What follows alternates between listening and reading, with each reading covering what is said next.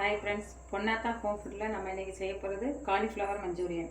Cauliflower 1/2 kilo, அதை சின்ன சின்னதாக சுத்தம் பண்ணி வெந்நீரில் போட்டு எடுத்து வச்சுருக்கேன். பல்லாரி 3 வெங்காயம் சின்ன சின்னதாக வெட்டி வச்சுருக்கேன். தக்காளி 3 வெந்நீரில் போட்டு எடுத்து வச்சுருக்கேன். கோதுமை மாவு ரோஸ்ட் பண்ணி எடுக்கிறதுக்கு, காஷ்மீரி சில்லி பவுடர் 1 ஸ்பூன், மிளகு 1/2 ஸ்பூன், கரம் மசாலா 1/2 ஸ்பூன், மஞ்சள் தூள் 1/2 ஸ்பூன், மல்லித்தூள் 1/2 ஸ்பூன். கோதுமை மாவு லேசாக உப்பு போட்டு தண்ணி ஊற்றி பிசைஞ்சு பொரிச்சு எடுக்கிற பக்குவத்தில் இப்படி வச்சுக்கிட்டு ஒவ்வொரு காலிஃப்ளவராக இதில் போட்டு அதை இதில் முக்கி எண்ணெயில் சுத்தமாக நான் பொரிச்சு எடுத்து வச்சுருக்கேன். இனி கடாயில் 3 டேபிள் ஸ்பூன் ஆயில் ஊற்றி வெங்காயத்தை போட்டு வதக்கணும். வெங்காயம் நல்லா வதங்கினதுக்கப்புறம் 1 ஸ்பூன் இஞ்சி பூண்டு பேஸ்ட் போட்டு நல்லா அதை வதக்கிட்டு, இஞ்சி பூண்டு வதங்கினாலும் 3 தக்காளியும் நல்லா மிக்சியில் அரைச்சி வச்சுருக்கேன். அதை அப்படியே போட்டு நல்லா வதக்கிட்டு தேவையான அளவு உப்பு போட்டுக்கோங்க. தக்காளி நல்லா வதங்கினோடனே மஞ்சள் தூள்,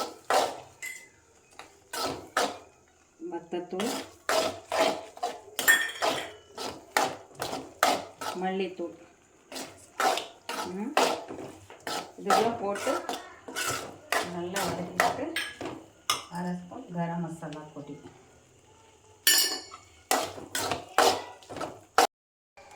இது நல்லா வதங்கி வரும்போது 1/2 குடமிளகாவை கட் பண்ணி வச்சுருக்கேன். அதை போட்டு அப்படியே நம்ம பொரிச்சு வச்சுருக்கேன் காலிஃப்ளவர் போட்டு நல்ல ஒரு கிண்டிக்கிட்டு 1/2 டம்ளர் வெந்நீர், அதாவது ஒரு 200 ml வெந்நீர் ஊற்றுங்க.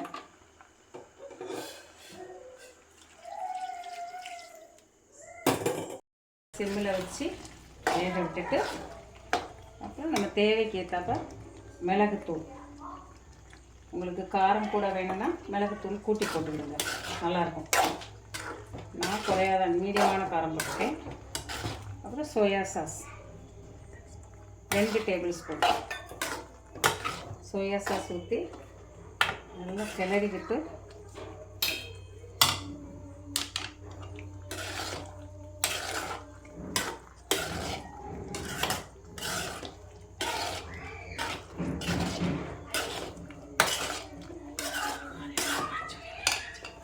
கருவேப்பிலை, மல்லித்தலை, 2 பச்சை மிளகாய் கட் பண்ணி வச்சுருக்கேன். இதை போட்டு இறக்கிடலாம். Cauliflower Manchurian ready.